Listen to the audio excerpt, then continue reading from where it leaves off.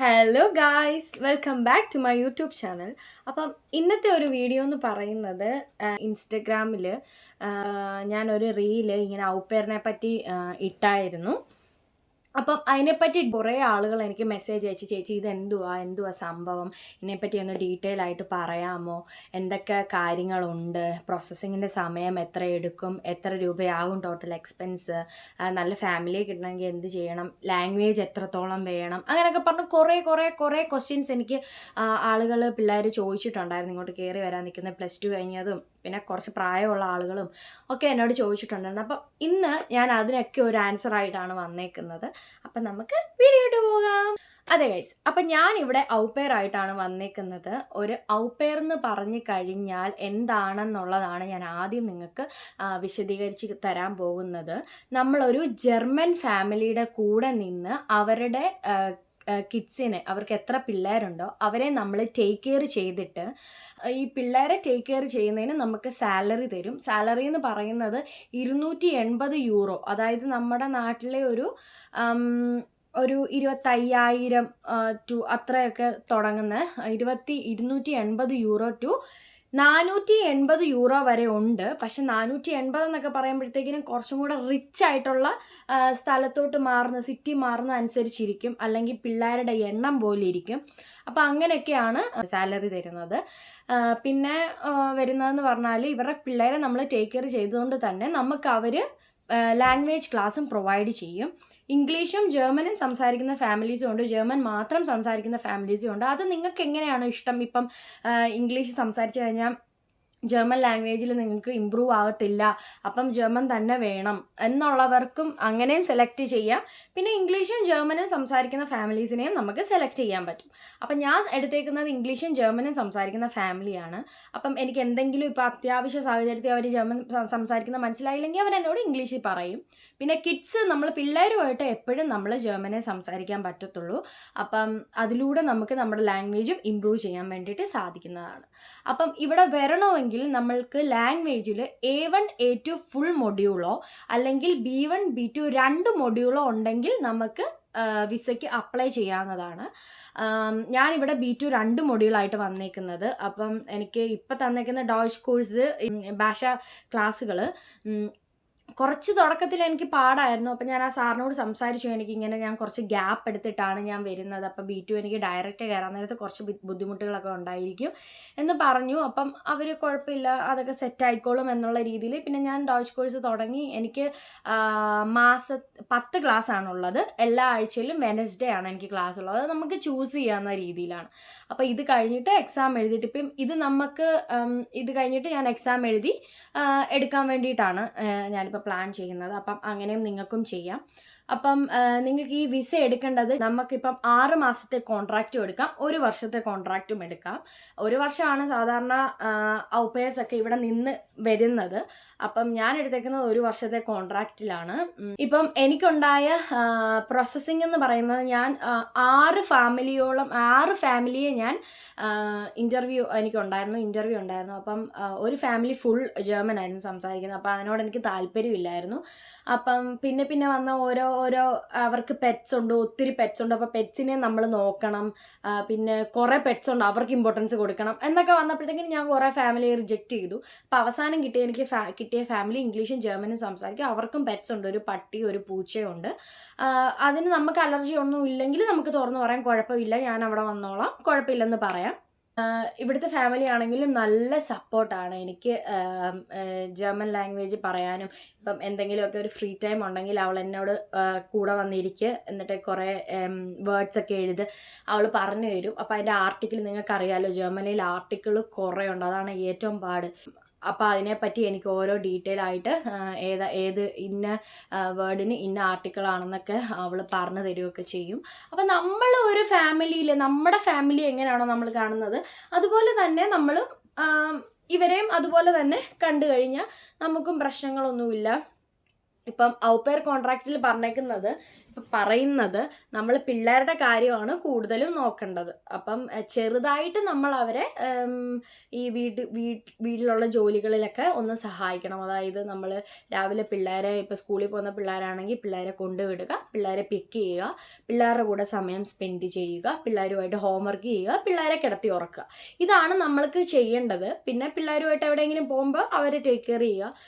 പിന്നെ house hold works എന്ന് പറയുന്നത് നമ്മൾ പിള്ളേരെ ലോണ്ട്രീസ്, പിള്ളേരുടെ റൂം, പിന്നെ ഈ ലിവിങ് റൂം, ഇവിടെ രണ്ടും ആയിരിക്കുമല്ലോ പിള്ളേർ കൂടുതലും വൃത്തികേടാക്കുന്നത്. അപ്പോൾ അവിടെയൊക്കെ ഒന്ന് വൃത്തിയാക്കിയിടുക, സ്വന്തം റൂമും എപ്പോഴും വൃത്തിയാക്കിയിടുക. പിന്നെ എക്സ്ട്രാ നമ്മൾ ജോലികൾ, അതായത് വീട് മൊത്തം വൃത്തിയാക്കുക, അടിച്ചുവായ, തൂത്തുവാഴ, അങ്ങനെയൊക്കെ എന്തെങ്കിലുമൊക്കെ ചെയ്യണമെങ്കിൽ നമുക്ക് എക്സ്ട്രാ മണിയും ചോദിക്കാവുന്നതാണ്. അത് ആദ്യം തന്നെ നിങ്ങൾ ഈ ഫാമിലിയെ ചൂസ് ചെയ്യുമ്പോഴത്തേക്കിനും നിങ്ങൾ അവരുമായിട്ട് സംസാരിക്കണം, ഞാൻ എന്തൊക്കെ ജോലികളാണ് ചെയ്യേണ്ടത്. ഞാൻ ഇതിനെപ്പറ്റി വേറെ ഒരു വീഡിയോ ഇടുന്നതായിരിക്കും. എന്തൊക്കെ ക്വസ്റ്റ്യൻസ് ആണ് നമ്മൾ ഒരു ഫാമിലിയോട് ചോദിക്കേണ്ടത്, അവരെന്തൊക്കെ ക്വസ്റ്റ്യൻസ് ചോദിക്കാം എന്നുള്ളൊരു വീഡിയോയും കൂടെ ഞാൻ പുറകെ ഇടുന്നതായിരിക്കും. അവരുമായിട്ട് ഫാമിലിയായിട്ട് ഇൻ്റർവ്യൂ ചെയ്യുമ്പോഴത്തേക്കിനും നല്ല കോൺഫിഡൻസോട് കൂടി, നല്ല ചിരിച്ചോണ്ട് കൂടി തന്നെ നമ്മൾ സംസാരിക്കുക. അവർക്കിപ്പോൾ ഇഷ്ടപ്പെട്ടില്ലെങ്കിൽ അവർ വേണ്ടെന്ന് പറയും, നമുക്കിപ്പോൾ ഇഷ്ടപ്പെട്ടില്ല നമുക്കും വേണ്ടെന്ന് പറയാം. പിന്നെ നമ്മൾ അവരെ കാണുന്നില്ല. അപ്പം നമ്മൾ ഉള്ള ടൈം നമ്മൾ അവരുമായിട്ട് നല്ല രീതിയിൽ സംസാരിക്കുമ്പോൾ എല്ലാ കാര്യങ്ങളും ക്ലിയർ ആയിട്ട് തന്നെ സംസാരിക്കാൻ ശ്രമിക്കുക. ഒരു മാസം എടുത്തു ഫാമിലിയൊക്കെ ഒന്ന് സെറ്റായി വരാൻ വേണ്ടിയിട്ട്. കാരണം എനിക്ക് 2-3 ഫാമിലി ഇഷ്ടപ്പെട്ടില്ല. പിന്നെ അവർക്ക് കൺവീനിയൻ്റ് ആയിട്ടുള്ള സമയം, നമ്മൾക്ക് ടൈം സോൺ വ്യത്യാസമാണ്. അപ്പോൾ അവർക്ക് കൺവീനിയൻ്റ് ആയിട്ടുള്ള സമയം നമ്മൾ ഫ്രീ ആവണമെന്നില്ല. അവിടെ രാത്രിയാകുമ്പോൾ നമ്മുടെ ഇവിടെ രാവിലെയാണ്. അങ്ങനത്തെ ചില പ്രശ്നങ്ങളൊക്കെ ഉണ്ടായിരുന്നു. അപ്പം ഞാൻ രാത്രി 11 മണിക്കും വരെ ഞാൻ അറ്റൻഡ് ചെയ്തിട്ടുണ്ട് ഇൻ്റർവ്യൂ. ആ ഇൻ്റർവ്യൂ ആണ് എനിക്ക് കിട്ടിയതും. അപ്പോൾ അവർക്ക് എന്നെ ആദ്യം തന്നെ ഇഷ്ടപ്പെട്ടായിരുന്നു. നമ്മൾ അവരുമായിട്ട് എല്ലാം ഓപ്പൺ ആയിട്ട് അങ്ങ് സംസാരിക്കുക. അതേ ഉള്ളൂ എനിക്ക് പറയാൻ വേണ്ടിയിട്ട്. പിന്നെ പ്രോസസ്സിങ്ങിൻ്റെ ടൈം എന്ന് പറയുന്നത് ഒരു 2 മാസത്തിനുള്ളിൽ നിങ്ങൾക്ക് VFSൽ വിസ സബ്മിറ്റ് ചെയ്യാനുള്ള രീതിയിൽ ഏജൻസിക്കാർ സെറ്റാക്കി തരും. പിന്നെ മസ്റ്റായിട്ട് എനിക്ക് പറയാനുള്ളത്, പെൺകുട്ടികൾക്ക് മാത്രമാണ് ഔപേഴ്സിന് ഇവിടെ കൊടുക്കുന്നത്. പിന്നെ ഇങ്ങോട്ട് വരുന്നതിൻ്റെ എക്സ്പെൻസിനെ പറ്റി പറയാനാണെങ്കിൽ, ഒരു ഏജൻസി നമ്മളിപ്പം ഔപെയറുമായിട്ട് ചെയ്യുമ്പോഴത്തേക്കിനും കൂടിപ്പോയാൽ ഒരു ഏജൻസിക്ക് കൊടുക്കേണ്ടതെന്ന് പറഞ്ഞാൽ 150 കൂടുതൽ കൂടത്തില്ല ഒരു ഏജൻസിക്ക്. അവരുടെ പ്രോസസ്സിങ്ങും കാര്യങ്ങളും ഡോക്യുമെൻറ്റേഷനും എല്ലാം ചെയ്യാൻ വേണ്ടിയിട്ട്. ഇപ്പം നിങ്ങൾക്ക് ഇപ്പം A1 ഇപ്പം 2 ഫുൾ മൊഡ്യൂളുണ്ട്. ഇപ്പം അവർക്കത് അക്സെപ്റ്റബിൾ അല്ലെങ്കിൽ നമ്മുടെ ഏജൻസി തന്നെ നമുക്ക് സപ്പോർട്ടിങ് ഡോക്യുമെൻ്റൊക്കെ വെച്ച് തരും. അപ്പോൾ അതിനൊക്കെ ഏജൻസിക്ക് 150, അതിൽ കൂടുതലാവത്തില്ല. പിന്നെ നമ്മൾ VFS പോകുമ്പോഴത്തേക്കും VFS സ്ലോട്ട് എടുക്കാൻ വേണ്ടിയിട്ട്, ഇപ്പം സ്ലോട്ട് കിട്ടാൻ വേണ്ടിയിട്ട് ഭയങ്കര പാടായിട്ടുള്ള സമയമാണ്. ഞാൻ സ്ലോട്ട് എടുത്തപ്പം എനിക്ക് 20,000 രൂപ എങ്ങാണ്ടായിരുന്നു സ്ലോട്ട് എടുക്കാൻ വേണ്ടി ആയത്. പിന്നെ അവിടെ ചെന്ന് കഴിഞ്ഞ് നമ്മൾ വിസ എല്ലാം കൊടുത്ത് കഴിയുമ്പോഴത്തേക്കിനും അവരും നമ്മളൊരു എമൗണ്ട് ചോദിക്കും. അതിന് ഞാൻ 11,000 അങ്ങനെങ്ങാണ്ട് ഒരു റേറ്റാണ്. അതൊക്കെ നമ്മൾ തന്നെ ചെയ്യേണ്ടതാണ്. അത് ഏജൻസിക്ക് ഒരു ഇതുമില്ല. നമ്മളതിപ്പോൾ എവിടെ ഏതിന് നമ്മൾ വിസയ്ക്ക് അപ്ലൈ ചെയ്യാൻ VFS പോയാലും നമ്മൾ തന്നെയാണ് സ്ലോട്ട് എടുക്കേണ്ടതും, നമ്മൾ തന്നെയാണ് ഈ VFSൽ പൈസ അടയ്ക്കേണ്ടതും. അത് ഏജൻസിക്കായിട്ട് ഒരു ഇതുമില്ല. പിന്നെ നമ്മുടെ ഫ്ലൈറ്റ് ടിക്കറ്റ് എന്ന് പറയുമ്പോൾ നമ്മൾ ആ ഫാമിലിയുമായിട്ട് സംസാരിച്ച് അത് നമുക്ക് മനസ്സിലാക്കുക. ചില ഫാമിലീസ് ഫ്ലൈറ്റ് ടിക്കറ്റും പ്രൊവൈഡ് ചെയ്യും, ചിലവർ ഫ്ലൈറ്റ് ടിക്കറ്റ് പ്രൊവൈഡ് ചെയ്യത്തില്ല. ചിലവർ പറയും നിങ്ങൾ ഇപ്പോൾ എടുത്തോ, അത് ഞാൻ ആദ്യത്തെ സാലറിയിൽ തരാമെന്ന്, അങ്ങനെയും പറയുന്ന ആളുകളുണ്ട്. ഞാൻ എൻ്റെ ഫ്ലൈറ്റ് ടിക്കറ്റ് ഞാൻ തന്നെ എടുക്കുമായിരുന്നു. അപ്പം അത് നിങ്ങൾ ഫാമിലിയുമായിട്ട് സംസാരിച്ച് തന്നെ സെറ്റാക്കിക്കോ. അതിപ്പോൾ നിങ്ങൾ സംസാരിക്കുന്നത് പോലെ ഇരിക്കും. അവർക്കിപ്പോൾ നല്ല രീതിയിൽ ഇംപ്രസ്ഡ് ആയിട്ടുണ്ടെങ്കിൽ അവർ തന്നെ പറയും ഞാൻ ഫ്ലൈറ്റ് ടിക്കറ്റ് എടുത്തോളാം എന്ന് പറയും. അടുത്ത ഒരു ഇതെന്ന് പറയുന്നത് ലീവിനെ പറ്റിയാണ് എനിക്ക് പറയാനുള്ളത്. ലീവെന്ന് പറയുമ്പോഴത്തേക്കിനും ഒരു വീക്കിൽ നമുക്ക് സാറ്റർഡേ സൺഡേ എപ്പോഴും ഫ്രീ ആയിരിക്കും. അങ്ങനെയാണ്. കാരണം എൻ്റെ കോൺട്രാക്റ്റിൽ എനിക്ക് സാറ്റർഡേ സൺഡേ എനിക്ക് ഫ്രീ ആണ്. പിന്നെ ഒരു ദിവസം എല്ലാ ഔപേഴ്സും ഒരു ദിവസം, അതായത് ഒരു വീക്കിൽ 30 മണിക്കൂർ മാത്രം ഒരു ഔപെയർ വർക്ക് ചെയ്താൽ മതി. ഒരു ദിവസം 6 മണിക്കൂർ മാത്രം ജോലി ചെയ്താൽ മതി. എല്ലാ ഹോളിഡേയ്സും നമുക്ക് ഫ്രീ എടുക്കാൻ വേണ്ടിയിട്ട് പറ്റും. അതൊരാളുടെ അവകാശമാണ്. ഇവിടെ ഭയങ്കര ഹോളിഡേയ്സിനൊക്കെ ഇമ്പോർട്ടൻസ് കൊടുക്കുന്ന ആളുകളാണ് ജർമ്മനിയിലുള്ളവർ. അപ്പോൾ ഹോളിഡേയ്സ് നമുക്ക് ഇപ്പോൾ പിള്ളേർ വീട്ടിലുണ്ടെങ്കിലും ശരി ഇല്ലെങ്കിലും ശരി നമുക്ക് നമ്മുടെ ഹോളിഡേയ്സ് ഫ്രീ ആണ്. നമുക്ക് എവിടെ വേണേൽ പോകാനൊന്നും ഒരു പ്രശ്നമില്ല. ഇവിടുത്തെ മെയിൻ കാര്യം എന്ന് പറയുന്നത്, ഈ ഔപെയർ ഞാൻ പിള്ളേരോട് എടുക്കാൻ പറയുന്നതിൻ്റെ കാര്യം എന്നാന്ന് വെച്ച് കഴിഞ്ഞാൽ, നമ്മൾ പെട്ടെന്ന് ഹൗസ് ബിൽഡിങ്ങിലോട്ട് പോയി കഴിയുമ്പോഴത്തേക്കിന് ആദ്യം നമുക്ക് കുറേ പറയണം. എൻ്റെ ഒരു കാര്യം ഞാൻ പറയുവാണ്, എനിക്ക് ഹൗസ് ബിൽഡിങ്ങിലോട്ട് ആദ്യം തന്നെ ഹൗസ് ബിൽഡിങ് ചെയ്യാൻ വേണ്ടിയിട്ട് പോകാൻ വേണ്ടി നല്ല ടെൻഷൻ ഉണ്ടായിരുന്നു. കാരണം ലാംഗ്വേജ് അത്ര ഓക്കെ അല്ലായിരുന്നു. ഞാൻ അവിടെ ചെന്നിട്ട് എനിക്ക് കൂട്ടൊന്നുമില്ല. പിന്നെ ഇപ്പം എനിക്കൊരു കടയിൽ പോകണമെങ്കിൽ ഞാൻ എന്ത് ചെയ്യണം, എനിക്ക് അവിടെ ചെന്നിട്ട് ബാങ്ക് അക്കൗണ്ട് തുടങ്ങണം, അങ്ങനെ എനിക്ക് കുറേ ടെൻഷനൊക്കെ ഉണ്ടായിരുന്നു. അപ്പം ഞാനിവിടെ ഒരു ഫാമിലിയിൽ വന്നു. അപ്പം അവർ നമ്മളെ എല്ലാത്തിനും ഹെൽപ്പ് ചെയ്യും. അതാണുള്ളൊരു കാര്യം. നമുക്ക് അവരുടെ കൾച്ചർ പഠിക്കാൻ പറ്റും, ലാംഗ്വേജ് പഠിക്കാൻ പറ്റും, നമ്മുടെ ആവശ്യങ്ങളൊക്കെ അവരോട് ചോദിച്ച് നമുക്ക് മനസ്സിലാക്കാൻ പറ്റും. ഇന്നതെന്നതാണെന്ന് ചോദിച്ചു കഴിഞ്ഞാൽ അവരത് എക്സ്പ്ലെയിൻ ചെയ്ത് നമുക്ക് തരും. അപ്പോൾ അതിനുള്ളൊരു വഴിയും കൂടെയാണ് ഞാൻ ഇതിൽ കണ്ടെത്തിയത്. കാരണം അതെനിക്ക് ഭയങ്കര ഹെൽപ്ഫുള്ളാണ്. ഇപ്പോൾ എനിക്ക് തന്നെ ഒരു സ്ഥലത്ത് പോയി കഴിഞ്ഞാൽ എനിക്ക് ഇന്നത് വേണം എന്ന് ഓർഡർ ചെയ്യാൻ ഞാൻ പഠിച്ചത് ഓഫ് കോഴ്സ് ഞാൻ ഇവരുടെ കൂടെ നടന്നിട്ട് തന്നെയാണ് ഞാൻ പഠിച്ചത്. എനിക്കിപ്പോൾ എവിടെയെങ്കിലും പോയി എന്തെങ്കിലും പറയാൻ വേണ്ടിയിട്ടൊരു മടിയില്ല. കാരണം അവരങ്ങനെ കളിയാക്കത്തൊന്നുമില്ല ഇപ്പം അറിയത്തില്ലെങ്കിലും. പക്ഷേ നമുക്കിത് ആദ്യമേ ഒരു എക്സ്പീരിയൻസ് ഉണ്ടായി, ഈ ഫാമിലിയുടെ കൂടെ നിന്ന് നമുക്ക് ഉണ്ടായി. അതുകൊണ്ട് എനിക്ക് നല്ലൊരു ഹെൽപ്ഫുള്ളായിട്ട് തോന്നി. അതുകൊണ്ടാണ് ഞാൻ നിങ്ങളോടും പറയുന്നത്, ഈ നാട്ടിലോട്ട് പൈസ അയച്ചു കൊടുക്കണമെങ്കിൽ ഇവിടുത്തെ അക്കൗണ്ട് വേണം. ഇവിടുത്തെ സാലറി ഇപ്പം നമുക്ക് അവർ പൈസ ആയിട്ട് തരുന്നതിനേക്കാളും നല്ലത് നമുക്ക് നമ്മുടെ അക്കൗണ്ടിലോട്ട് ഇടുന്നതാണ് നല്ലത്. എപ്പോഴും വീട്ടിലോട്ട് അയച്ചു കൊടുക്കണമെങ്കിൽ. എന്നിട്ട് ഞാനത് റെമിറ്റ്ലി വഴി എൻ്റെ ജി പേയിലോട്ട് ഇടും. എന്നിട്ട് ഞാൻ ജി പേ ത്രൂ ആണ് എൻ്റെ നാട്ടിലോട്ട് പൈസ അയക്കുന്നത്. അപ്പം അക്കൗണ്ട് ഇല്ലെങ്കിൽ ശരിയാകത്തില്ല. അപ്പം ഇവർ തന്നെ പോയി എനിക്ക് അവിടെ ഒരു ടെർമിനെടുത്ത്, എല്ലാത്തിനും ഇവിടെ ടെർമിൻ വേണം, അപ്പോയിൻമെൻറ്റ് വേണം. അപ്പോൾ ഇവർ തന്നെ പോയി അപ്പോയിൻമെൻറ്റ് എടുത്തു. എന്നിട്ട് എൻ്റെ കൂടെ ഇവരും വന്നു. എന്നിട്ട് എന്നോട് പറഞ്ഞു, നീ തന്നെ പോയി നോക്ക്, എന്തെങ്കിലും ഉണ്ടെങ്കിൽ എന്നെ വിളിച്ചാൽ മതി എന്നുള്ള രീതിയിലാണ് അവർ പറഞ്ഞത്.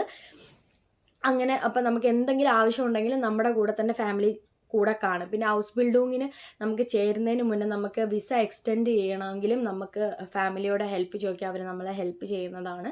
നമുക്കിപ്പം ഇപ്പോൾ നഴ്സിങ്ങിനാണ് നിങ്ങൾക്ക് ഹൗസ് ബിൽഡിങ് എടുക്കാൻ താല്പര്യമെങ്കിൽ നിയർ ആയിട്ടുള്ള ഹോസ്പിറ്റലിലൊക്കെ ഒന്ന് മെയിൽ അയക്കാൻ വേണ്ടിയിട്ടാണ്. നമുക്കത് അറിയത്തില്ല എന്നുണ്ടെങ്കിൽ നമുക്ക് ഇവരുമായിട്ട് അപ്രോച്ച് ചെയ്ത് ഇവരുടെ സഹായത്തോടു കൂടി നമുക്കത് ചെയ്യാവുന്നതാണ്.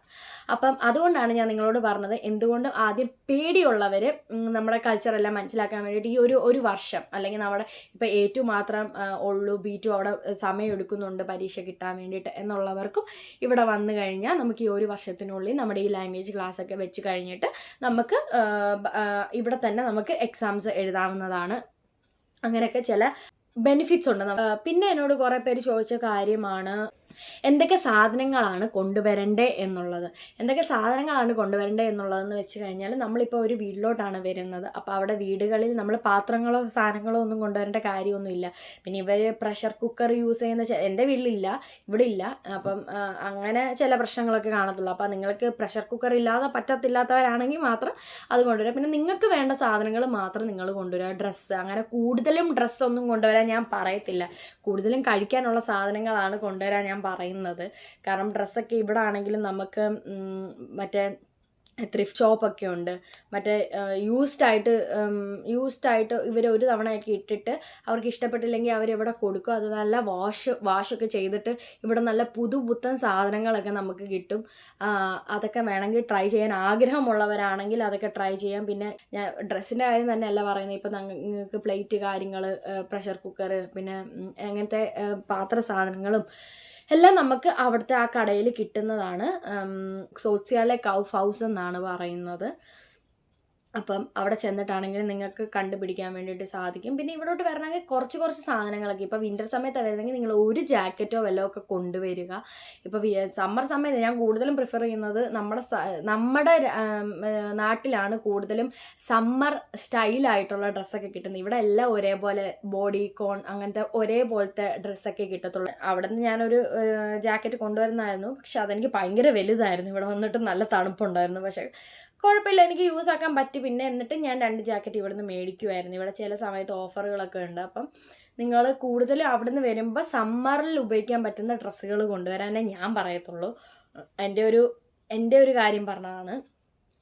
പിന്നെ നിങ്ങൾ ഒരു വീട്ടിലാണ് നിൽക്കുന്നത്, അവർ തരുന്ന അവരെല്ലാം മേടിച്ച് തരാനും നമുക്ക് എന്തെങ്കിലും ആവശ്യമുണ്ടെങ്കിൽ നമുക്ക് അവരോട് ചോദിക്കുകയൊക്കെ ചെയ്യാം. അതിനൊന്നും ഒരു പ്രശ്നവുമില്ല. അപ്പം ഇനിയും നിങ്ങൾക്ക് എന്തെങ്കിലും സംശയം ഉണ്ടെങ്കിൽ എനിക്ക് ഇൻസ്റ്റഗ്രാമിൽ ഒന്ന് മെസ്സേജ് അയച്ചാൽ മതി. അല്ലെങ്കിൽ ഞാനിവിടെ എൻ്റെ ഇൻസ്റ്റഗ്രാം ID ഇവിടെ കൊടുത്തേക്കാം. നിങ്ങൾക്ക് എന്ത് സംശയം ഉണ്ടെങ്കിലും നിങ്ങൾക്ക് ഒന്ന് മെസ്സേജ് അയച്ച് ചോദിച്ചാൽ മതി. നിങ്ങളുടെ എല്ലാ ഭാഗവും ഞാൻ ക്ലിയർ ചെയ്ത് തരുന്നതായിരിക്കും. അപ്പം ഇന്നത്തെ വീഡിയോ ഇത്രയേ ഉള്ളൂ. നിങ്ങൾക്ക് ഈ വീഡിയോ കണ്ടിട്ട് ഹെൽപ്ഫുൾ ആകുമെന്ന് ഞാൻ വിചാരിക്കുന്നു. എൻ്റെ വീഡിയോ ഇഷ്ടപ്പെട്ടെങ്കിൽ എന്തായാലും നിങ്ങൾ ലൈക്ക് ചെയ്യണം, കമൻറ്റ് ചെയ്യണം, ഷെയർ ചെയ്യണം. നിങ്ങൾക്ക് ഇങ്ങോട്ട് വരാനിരിക്കുന്ന നിങ്ങളുടെ കൂട്ടുകാർക്കൊക്കെ ഇത് ഒന്ന് ഷെയർ ചെയ്ത് കൊടുത്താൽ അവർക്കും ഹെൽപ്ഫുൾ ആകുമായിരിക്കും. അപ്പം ഇന്നത്തെ ഒരു വീഡിയോ ഇത്രേ ഉള്ളൂ. അപ്പോൾ പുതിയൊരു വീഡിയോ ആയിട്ട് കാണുന്നത് വരെ ചേച്ചി.